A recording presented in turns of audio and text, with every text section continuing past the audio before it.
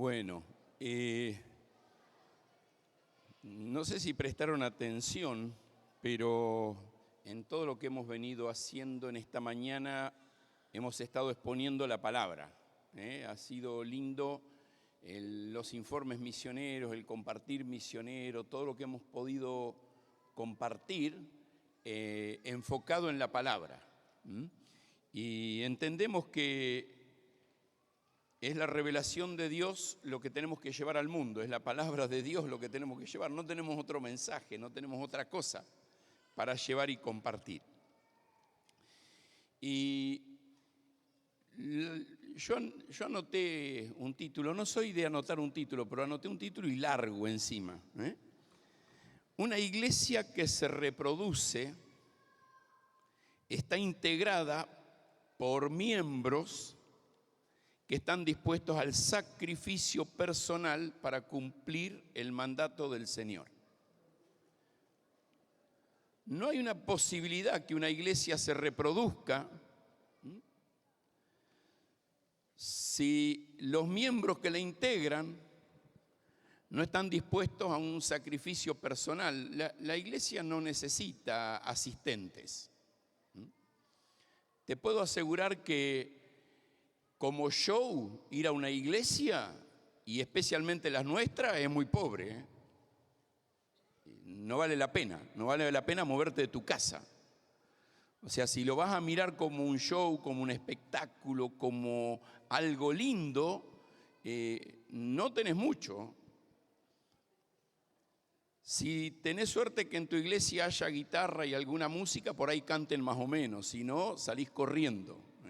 Nos pasa a nosotros en la reunión casera cuando no viene el que rasca la guitarra. Y seguro que más de uno está pensando en la iglesia donde asiste, ¿no es cierto? Lo difícil que se hace. Entonces, y después se para una persona a tratar de explicar unos versículos de la Biblia, entonces como show no es lindo. Entonces, la iglesia que se reproduce está integrada por miembros que están dispuestos al sacrificio personal para cumplir el mandato de Cristo. No hay otra razón para juntarnos. No hay otra razón para estar juntos. Ahora, diciendo esto, quiero que vayamos para atrás un poquito al día de hoy.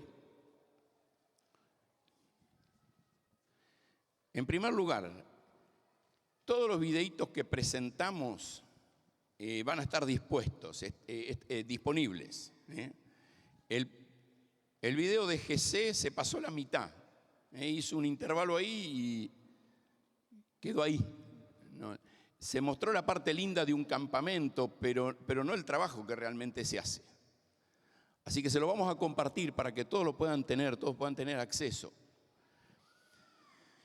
Josu nos hablaba de Guernica y ¿por qué Guernica si hay muchas iglesias en la zona? Y porque es una iglesia que el Señor le proveyó un terreno en el año pasado en medio de la pandemia y muchos de nosotros fuimos parte en acompañar de una u otra manera. Y lo que quisimos mencionar es, hay oportunidades para ir una mañana, una tarde, todo un día, a un lugar de ministerio. Cuando Josu nos hablaba de la campaña y 4 lugares, fue lindo en el intervalo, yo quiero ir, quiero ser parte. Y a todos les di la misma respuesta. Si hay alguno más que tiene interés, véanla a Janel. Ella está haciendo la lista de los traductores, pero puede hacer la lista de alguno más, o a los pastores de las iglesias que se mencionaron. Cuando pienso en sus hijos, los que están acá afuera, saben que hay una cosa muy linda. El programa no es un programa de entretenimiento. Se les va a ir llevando por un proceso de aprendizaje de lo que son las misiones. Ahora, el niño salió allá afuera, lo recibió y así como lo recibió, entró al salón, se encontró con vos con hambre porque va a ser mediodía y no se acuerda. A menos que tenga un papá, una mamá, que le diga, ¿qué aprendiste? ¿Cuál fue la lección? Y tratemos como familia de decir, bueno, lo que fue este día, más que un día lindo de volvernos a ver, si prestaron atención, hace 3 años que no tenemos esta conferencia. Hace 2 se suspendió y el año pasado no nos permitieron. Y estamos acá hoy y lo lindo de encontrarnos, pero con el propósito de pensar en la obra misionera. Ahí Mati hizo una mención de algunos que van a ir a Perú, una chica de la iglesia de los Ceibos, la familia Jaime de Oro Verde, un grupo de chicos, Balanati, Ludvine, y seguro que me olvido de alguien, Miriam está allá, ahora, sirviendo al Señor en aquel lugar. Y te digo, déjenme pasar un chivito. Allá hay una mesa con manualidades. Esas manualidades se están vendiendo para ayudar a los que van a Perú.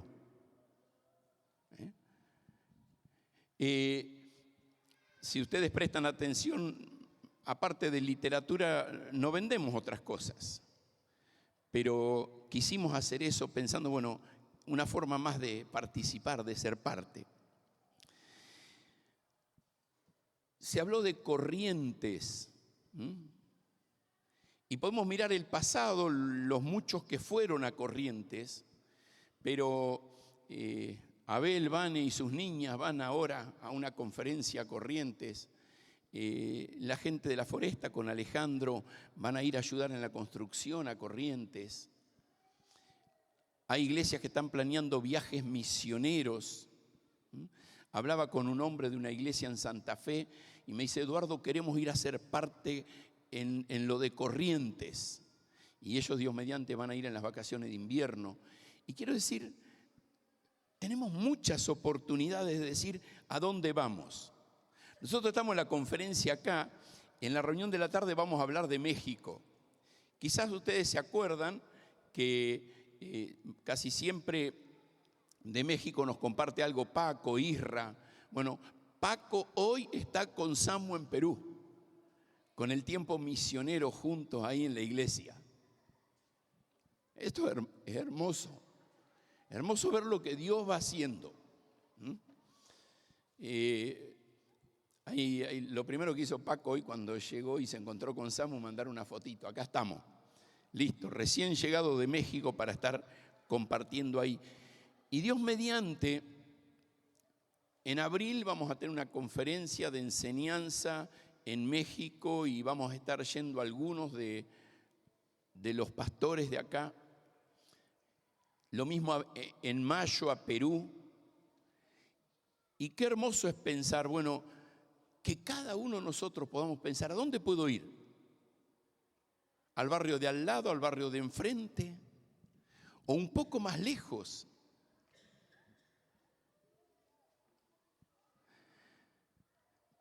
Yo di bastante información recién, ¿no? Si no anotaste, seguro que se te escapó la mayoría. Todos estos proyectos nos necesitan como un sostén en la oración. Nos necesitan. No solo el lugar, sino los que van. Yo mencionaba recién personas yendo. Bueno, necesitan nuestras oraciones. La de toda la iglesia de Cristo acompañando, sosteniendo, cuidando, porque es la iglesia que se va a comprometer. Son los miembros dispuestos a un sacrificio personal para cumplir el mandato de Cristo, que es llevar el evangelio hasta lo último de la tierra. Entonces, algunos van, otros oran. Y espero que todos seamos parte de la oración. Y otros, y espero que todos nos anotemos en ese otros, tenemos la posibilidad de dar. Todos tenemos la posibilidad de decir, bueno, ¿cómo quiero yo ser parte. Ahora, si yo quiero vivir hoy, disfrutando realmente el hoy, es imposible hacerlo con Cristo por encima de la realidad de la cruz. ¿Saben? El deleite, el disfrute del creyente está relacionado con la obra de Cristo en la cruz del Calvario. Pero tiene que haber un deleite, un disfrute de la presencia de Cristo, sabiendo que Él está conmigo todos los días. Él está al lado mío, su presencia real. Y no merezco nada de lo que tengo, todo es su gracia. Todo es su gracia. Quisiera que abramos nuestra Biblia en Mateo capítulo 16. Y voy a leer un pasaje largo.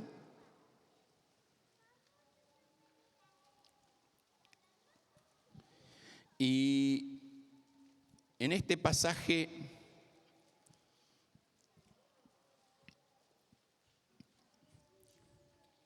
quiero dividir dos enseñanzas. Versículo 13. Viniendo Jesús a la región de Cesarea de Filipo, preguntó a sus discípulos diciendo: ¿quién dicen los hombres que es el Hijo del Hombre? Ellos dijeron, uno Juan el Bautista, otros Elías, otros Jeremías o alguno de los profetas. Y él les dijo: ¿y vosotros quién decís que soy yo? Respondiendo Simón Pedro dijo: tú eres el Cristo, el Hijo del Dios viviente. Entonces le respondió Jesús: bienaventurado eres Simón, hijo de Jonás, porque no te lo reveló carne ni sangre, sino mi Padre que está en los cielos. Y yo también te digo que tú eres Pedro, y sobre esta roca edificaré mi iglesia. Y las puertas del Hades no prevalecerán contra ella. Y a ti te daré las llaves del reino de los cielos, y todo lo que atares en la tierra será atado en los cielos, y todo lo que desatares en la tierra será desatada en los cielos. Entonces mandó a sus discípulos que a nadie dijesen que él era el Cristo. Desde entonces comenzó Jesús a declarar a sus discípulos que le era necesario ir a Jerusalén y padecer mucho de los ancianos, de los principales sacerdotes y de los escribas, y ser muerto y resucitar al tercer día. Entonces Pedro, tomándolo aparte, comenzó a reconvenirle diciendo: Señor, ten compasión de ti, y en ninguna manera esto te acontezca. Pero él, volviéndose, dijo a Pedro: quítate de delante de mí, Satanás, que me eres tropiezo, porque no pones la mira en las cosas de Dios, sino en las cosas de los hombres. Entonces Jesús dijo a sus discípulos: si alguno quiere venir en pos de mí, niéguese a sí mismo y tome su cruz y sígame. Porque todo el que quiere salvar su vida la perderá, y todo el que pierda su vida por causa de mí la hallará. Porque ¿qué aprovechará al hombre si ganare todo el mundo y perdiere su alma? ¿O qué recompensa dará el hombre por su alma? Porque el Hijo del Hombre vendrá en la gloria de su Padre con sus ángeles, y entonces pagará a cada uno conforme a sus obras. De cierto os digo que hay algunos de los que están aquí que no gustarán la muerte hasta que hayan visto al Hijo del Hombre viniendo en su reino. Y el mismo autor, el que dividió los capítulos de la Biblia, nos divide este pasaje. Y da la idea, por el contexto, que aunque en el versículo 21 hay una palabrita que dice desde entonces, o sea, a partir de ahí, pero da la idea que estos dos pasajes van unidos. Jesús aparte con sus discípulos. No es la conversación de Jesús con la multitud. No es la conversación de Jesús con todos, no es la conversación de Jesús mientras va por los caminos hablando con la gente. Es el Señor Jesucristo hablando con aquellos cercanos. Y aun cuando esa expresión del versículo 21 pueda significar quizás una diferencia de tiempo, está dentro de lo mismo. No hablándole a todos, sino a ese grupo que andaba más cerca de él. Y la primera parte del pasaje, los versículos 13 al 20, el Señor Jesucristo le está hablando a los discípulos acerca de un nuevo proyecto. Y ese nuevo proyecto es la iglesia. No voy a dedicar mucho a hablar a esto, simplemente decir un par de cositas. Hasta ese momento la iglesia como proyecto de Dios no era conocido. El pueblo de Dios era la nación de Israel. Pero de repente encontramos que aunque Jesús había venido a la nación de Israel le había dado la espalda, y entonces el Señor empieza a revelar la iglesia. Y todo lo que vemos en cuanto a la iglesia en el Nuevo Testamento es que es a través de la iglesia que Dios quiere alcanzar el mundo. El enfoque de Dios al mundo es la iglesia local. Y la iglesia es la que se tiene que movilizar para que el evangelio llegue, para que el evangelio corra. Puede haber una comunión de iglesias como la que tenemos acá, un grupo de iglesias que nos ponemos de acuerdo para soñar y proyectar juntos la obra de Dios, pero sigue siendo la iglesia local. Y Dios quiere ver que esa iglesia corra. Y cuando yo miro, veo la gran comisión en Mateo 28, pero después paso al libro de los Hechos y veo al Señor enviando a los discípulos ahí en Hechos 1:8. Van a ser testigos cuando venga sobre ustedes el Espíritu Santo, donde Jerusalén, Judea, Samaria y hasta lo último de la tierra. Y la iglesia sale. Claro, en Hechos 8 nos dice que salió por persecución. Lo mismo nos repite en Hechos 11, que la iglesia por persecución decidió ir un poco más lejos. Pero vemos la iglesia saliendo. Aquella iglesia de Antioquía que fue fundada por los que salieron de Jerusalén por la persecución, llegan a Antioquía, se establecen la iglesia y de ahí salen un grupo de hombres. Y les comparto algo. Cuando Felipe mencionaba hoy de que se estaba acomodando en la iglesia San Justo, claro, el Señor lo trajo, creció, se afirmó, está como anciano de la iglesia, y cuando él habló de ir, nosotros dijimos, bueno, si no te vas, te empujamos para que te vayas. Creemos que las personas que están liderando son las personas que se han preparado y están capacitadas para salir e ir más lejos. Una pregunta que nos han hecho, y gente muy cercana a mí, y si se van los mejores, gloria a Dios, porque sabemos que allá van a hacer la cosa aunque sea medianamente bien. Y acá el Señor está levantando otros para reemplazarlos.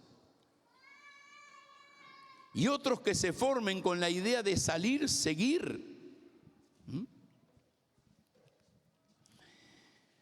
En Hechos 13 tenemos una iglesia saliendo a través de Pablo y Bernabé. Y vas a ver el modelo en todas las iglesias de la época. Iglesias saliendo, iglesias enviando. Y el Señor, una vez que revela el plan, dice, bueno, ahora hay que ir. Pero es interesante que entre que revela el plan, ahí en los versículos 13 al 20, y salen, Él va haciendo un trabajo en la vida de los discípulos para que estén preparados. Si vos mirás la historia de la vida de Jesús, el primer tiempo de Jesús se enfocó en las multitudes. Le dio de comer a 5.000, le dio de comer a 4.000 hombres más sus familias. Lucas 14, versículo 24 dice, grandes multitudes iban con él iba de camino y ahí iban las multitudes con él. Pero presta atención que a medida que iba pasando el tiempo, aunque estaba con las multitudes, su enfoque era en los pocos. Su enfoque era en los pocos, para entrenarlos y prepararlos bien. El Evangelio de Juan hace un corte entre el capítulo 12 y el 13. Presta atención, de Juan 13:1 en adelante es todo Jesús con los 12. En algún momento Jesús con 1 o 2. Su enfoque fue en los pocos, en prepararlos bien para que salgan. Y quiero invitarte que ahí donde estás, te animes a decirle al Señor, me animo a desafiarme a mí mismo para ser uno de los pocos. Uno de los pocos, no uno más de la multitud, sino uno de los pocos y dejarte entrenar. Claro, por Dios en primer lugar, pero después por las herramientas que Dios dio, tu iglesia local. Y herramientas de comunión que tenemos como iglesias. Matías nos hablaba recién del CCP, como una herramienta para preparar hombres para el pastorado y sus esposas, aquellos que vienen casados, para ser la esposa del pastor en la obra de Dios. Y ¿sabes? Desde el versículo 21 en adelante, el Señor Jesucristo va a hablarle a los discípulos, haciéndoles un llamado a ellos para que entiendan cómo es que Dios puede obrar en una vida para que esta vida alcance el plan eterno de Dios.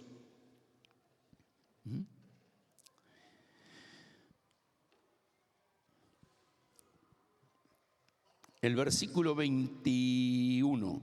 Entonces comenzó Jesús a declarar a sus discípulos que le era necesario ir a Jerusalén y padecer mucho de los ancianos, de los principales sacerdotes y de los escribas, y ser muerto y resucitar al tercer día.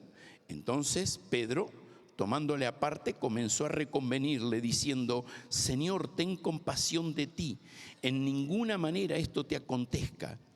Pero él, volviéndose, dijo a Pedro, quítate de delante de mí, Satanás, me eres tropiezo, porque no pones la mira en las cosas de Dios, sino en las de los hombres.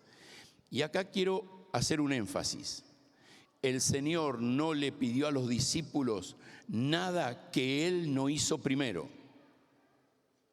Él no estaba diciendo, vayan, hagan.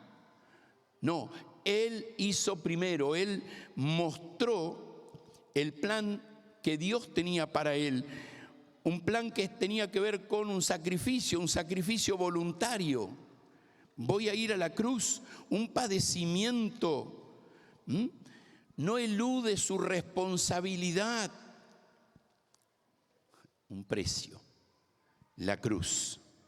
La cruz. La cruz incluye dolor, una entrega a la voluntad y al plan del Padre.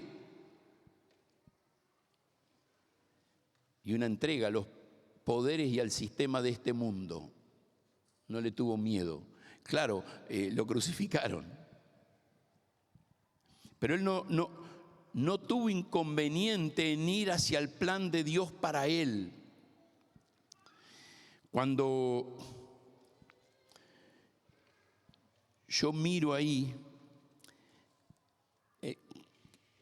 frente al cuestionamiento de Pedro, en el versículo 23, él usa una expresión: poner la mira en las cosas de Dios. ¿Sabes? Para vivir de acuerdo al plan de Dios, tengo que aprender a mirar para arriba, de acuerdo al plan de Dios, no al plan de este mundo, al plan del sistema de este mundo. En Juan capítulo 3, versículo 16, dice que tanto amó Dios al mundo que dio a su Hijo unigénito. Y ese es el plan, Dios decidiendo entregar a su Hijo. En Filipenses capítulo 2, versículo 8, nos dice que el Hijo no tuvo temor de dejar la gloria del cielo para venir a este mundo. Claro, fue un plan eterno de Dios, pero el Hijo estuvo dispuesto. Y en Hebreos 12, puesto los ojos en Jesús, dice ahí arriba, ¿no es cierto? Autor y consumador de la fe, el cual por el gozo puesto delante de él sufrió la cruz. Y me encanta esa expresión porque si bien fue un plan del Padre, hubo una disposición a la entrega personal de Cristo. Había una motivación que era tu vida y la mía, tu salvación, mi salvación. El gozo puesto delante de él tiene que ver con el resultado de la obra que él venía a hacer.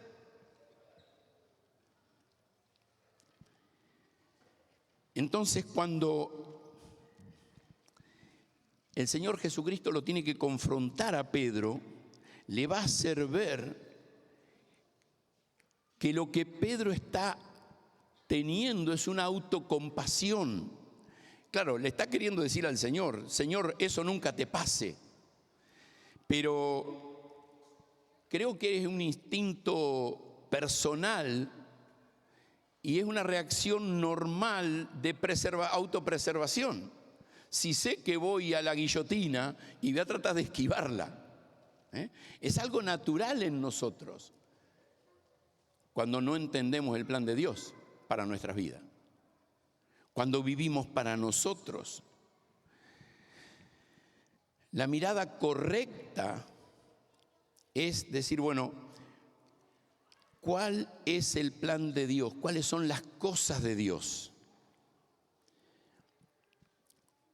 Y el Señor Jesucristo lo está enfocando a Pedro en las cosas de arriba, las cosas del cielo. Y entonces, dice me gusta esa expresión del versículo 24, entonces Jesús dijo a sus discípulos, después de mostrar lo que iba a ser la iglesia, después de hablar de cuál era el plan de Dios para su vida como modelo para la nuestra, ahora mira a los discípulos y les habla de manera personal. Y en esta expresión acá, él le va a hacer un desafío. No hizo una conversación casual. No habló de bueyes perdidos, diríamos, en el campo. No habló de cosas vanas, que muchas veces no está mal, sino que con lo que venía diciendo se paró y miró a los ojos. Por eso entendemos que es un grupo chico, porque se paró y los confrontó de manera personal, individual, y les hace un desafío.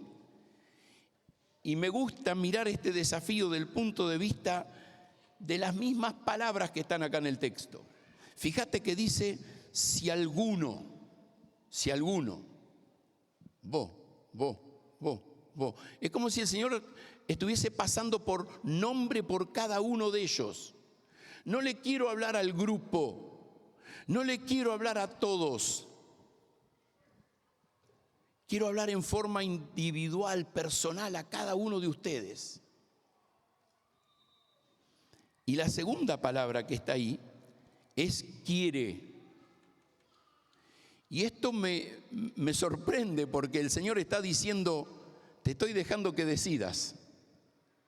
Te estoy dejando que decidas. No por lo que hace otro.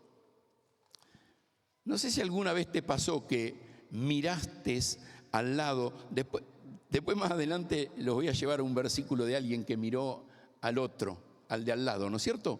¿Qué va a hacer aquel? ¿Y qué te importa vos lo que va a hacer aquel? ¿Qué tenés que hacer vos? Y toma una decisión. Si alguno quiere ¿qué? Venir en pos de mí. Podríamos separarlas o no, estas dos expresiones, pero es el concepto, si alguno quiere venir. Y esto me muestra que no es solamente la intención de querer, sino una acción. El Señor está esperando de mí una acción. Y te quiero leer un versículo en Lucas, capítulo 6.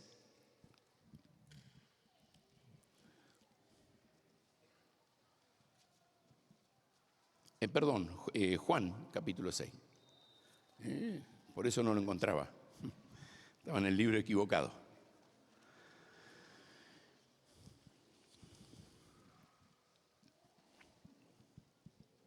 Versículo 37. Todo lo que el Padre me da vendrá a mí, y el que a mí viene no echo fuera. Y me gusta este concepto porque es una decisión personal de ir que tiene que ver con cambiar de rumbo. Estoy viviendo de una manera y de repente decido vivir de otra. Dejar de seguir mi proyecto y unirme al proyecto de Dios. Me gusta a veces hablarle a los jóvenes y permítanme hablarle a los papás de los jóvenes lo mismo. Ojalá todos se preparen lo mejor posible. Y si podés estudiar una carrera, estudia una carrera. Pero ponela en las manos de Dios. No la carrera que te va a dar más plata, sino la carrera que te va a abrir una puerta para ir a la obra misionera mejor. Eso es cambiar mi proyecto por el proyecto de Dios.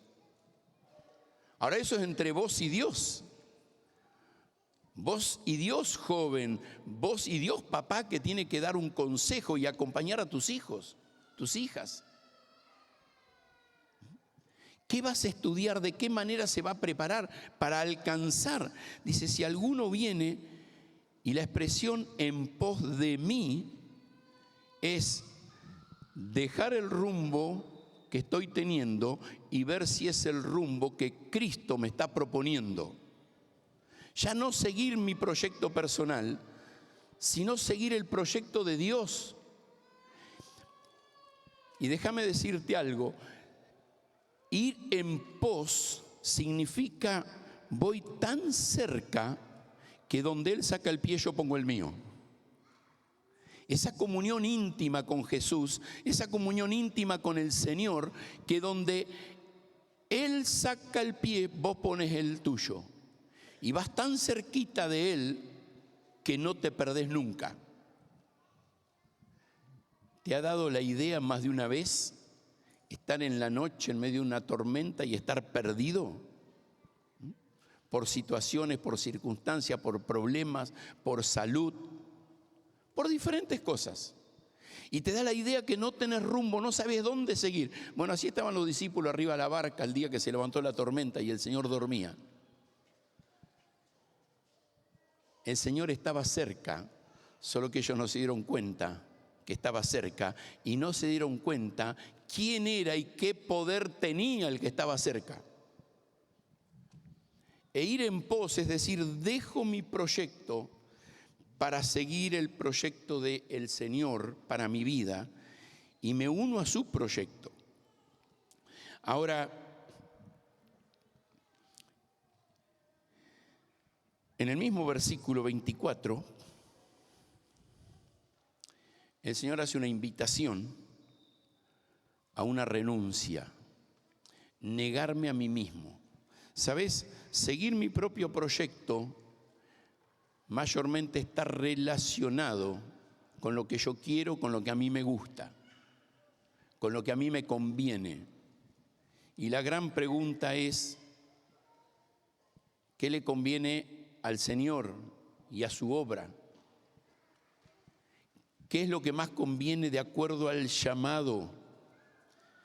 Dejar mi proyecto personal y unirme al proyecto de Dios. Yo pienso en los 12. No sé si alguna vez leíste algo acerca de los 12 discípulos. No te voy a hablar de todos, pero había pescadores. 3 años después de responder al llamado, ni se acordaban lo que era pescar. Estaban predicando en la puerta del templo. Y creo que Pedro no volvió nunca más a las redes. Y los otros lo mismo. Mateo estaba en la mesa de los cambistas. Nunca más volvió a eso. Nunca más. Había un Simón, no Simón Pedro, había otro Simón. ¿Se acuerdan cómo se lo apodaba? El celote. Los celotes era una banda de guerrilleros contra los romanos. Y se dedicó a otra cosa. El Señor nos permitió empezar un programa de niños y después una reunión casera que terminó siendo una iglesia en la ciudad de La Plata con Clemente Franco. Años después, charlando con Clemente y un ex montonero, el Pocho Rosales, Roberto Rosales, me dice: Roberto, yo venía a la casa de Clemente a tener las reuniones de los montoneros. Ahora vengo a predicar. Ahora, ¿sabes? El Señor cambió el rumbo. Ahora vivo para otra cosa. Cuando el Señor llama, dice: negate a vos, negate a lo tuyo para dedicarte al proyecto que yo tengo para vos.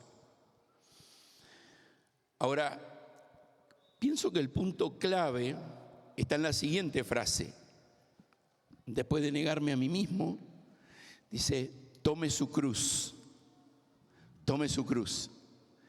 Y hay un desafío acá a aceptar el plan de Dios para mi vida, aceptar el plan de Dios para tu vida. ¿Qué es lo que Dios tiene para vos? ¿Sabés? La cruz era muy significante para los discípulos. Era muy común ver pasar a un grupo de soldados que iban castigando con el látigo a uno que llevaba la cruz donde iba a ser crucificado. El condenado a crucifixión tenía la obligación de cargar su cruz hasta el lugar de la crucifixión. Y el Señor dice: decidí negarte a vos mismo y tomar tu cruz. Y aunque para aquel tiempo la cruz era un elemento de tortura y ellos estaban habituados a verlo, para nosotros es un elemento de decir: este es el plan, el propósito de Dios para mi vida.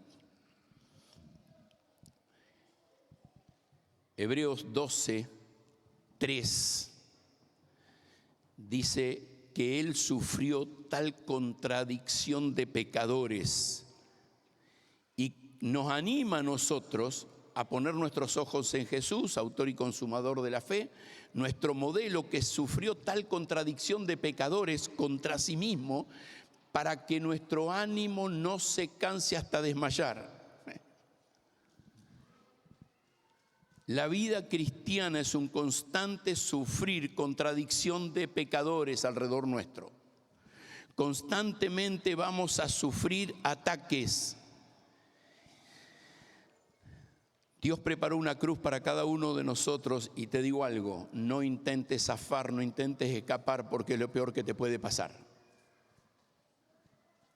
El Señor vino para cargar su cruz, estuvo dispuesto, no quieras escapar. Claro, a veces le echamos la culpa a Dios de situaciones difíciles que pasamos y es por nuestra imprudencia, ¿no?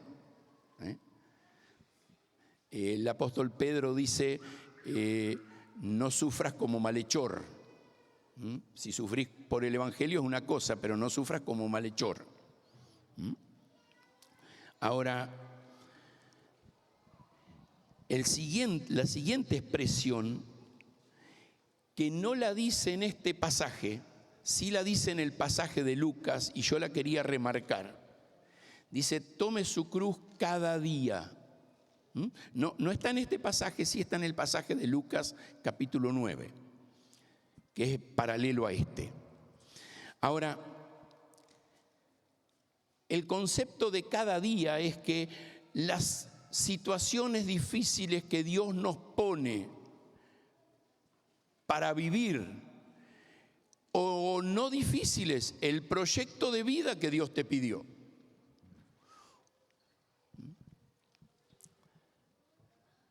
Carlitos y Sammy se van a ir a Francia. ¿Sabes cuánto más lindo es irse a Ecuador, donde están papá, mamá, la tía, el primo? Eso es mucho más lindo. Y cada día es que, aunque quiero estar en Ecuador con mi familia, voy a estar en Francia, que es donde Dios me llamó. Y no, eso es una decisión no de un día, es una decisión de cada día.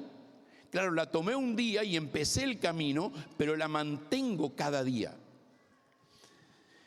El concepto de cada día es, no importa lo que el Señor permita, me voy a mantener en el llamado. Yo mencionaba hoy en el inicio de la reunión que llevamos 40 años caminando juntos con Gloria. ¿Saben la cantidad de veces que en momentos difíciles tuvimos que volver a charlas de nuestro noviazgo donde afirmamos cosas en relación al llamado de Dios para nuestra vida? Y eso nos mantuvo. No solo en el lugar, sino en el propósito de Dios para nuestras vidas. Y es algo de cada día. Cada día. Perdón, los que quieren ir con Felipe a Córdoba. Van para no volver, ¿eh? Dios los puede traer para fundar una iglesia acá, o para mover para fundar una iglesia en otro lugar. Pero no voy pensando en una aventura. Un lindo lugar de turismo ahí al lado del río o cerca de la sierra. Decirle a mi esposa, y si nos vamos a Córdoba, estamos a 1 hora de la sierra. Pero es cada día permanecer en el llamado de Dios, no importa la circunstancia.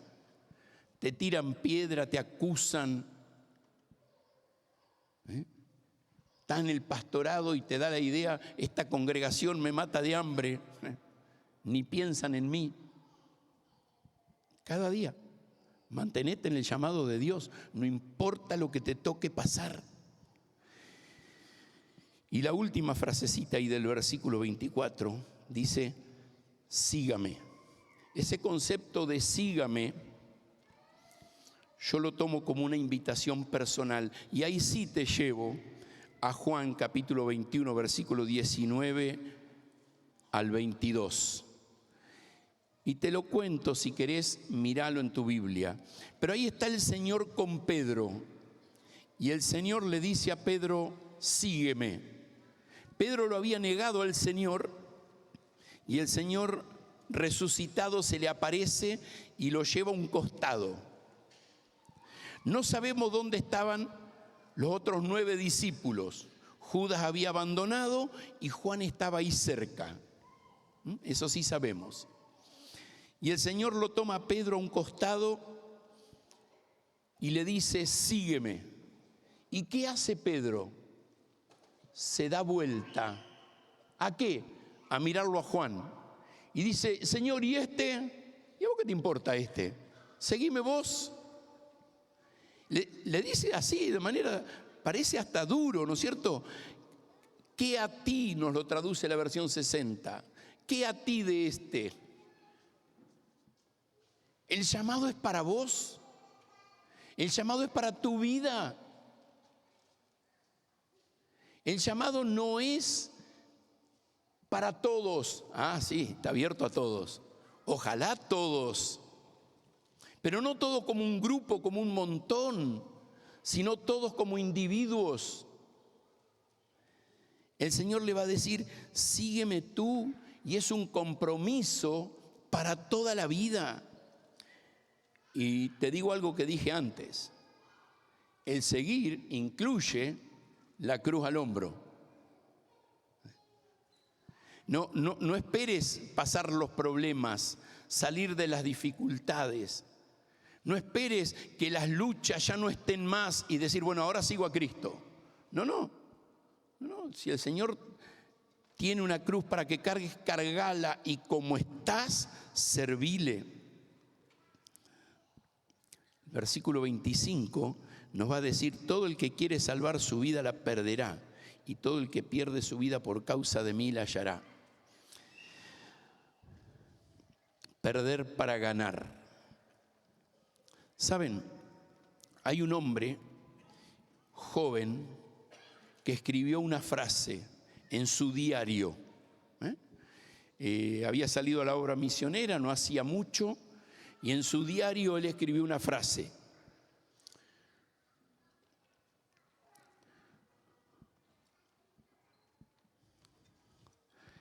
No es tonto el que da lo que no puede retener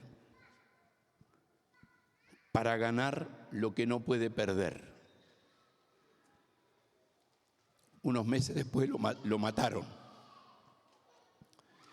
Quizás alguna vez escuchaste de él, de Jim Elliot, que murió por los indios Aucas en el Ecuador. Su hermano sirvió al Señor en la selva por 62 años, Heriberto Elliot.